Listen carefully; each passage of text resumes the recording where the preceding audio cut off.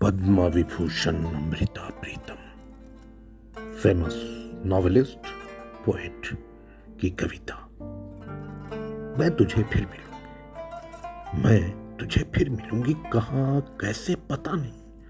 शायद तेरे कल्पनाओं की प्रेरणा बन तेरे कनवास पर उतरूंगी, या तेरे कनवास पर एक रहस्यमयी लकीर बन खामोश तुझे देखती रहूंगी।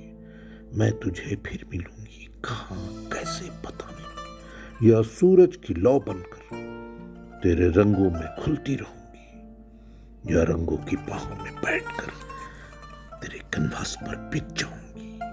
पता नहीं कहाँ किस तरह, पर तुझे जरूर मिलूंगी। या फिर एक चश्मा बनी जैसे झरने से पानी उड़ता है, मैं पानी की बूंदे तेरे बदन पर मलूंगी, और एक शीतल एहसास बनकर तेरे सीने से लगूंगी।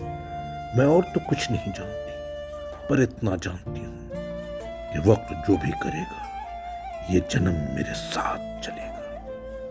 ये जिस्म खत्म होता है तो सब कुछ खत्म हो जाता है, पर यादों के धागे कायनात के लम्हे की तरह होते हैं।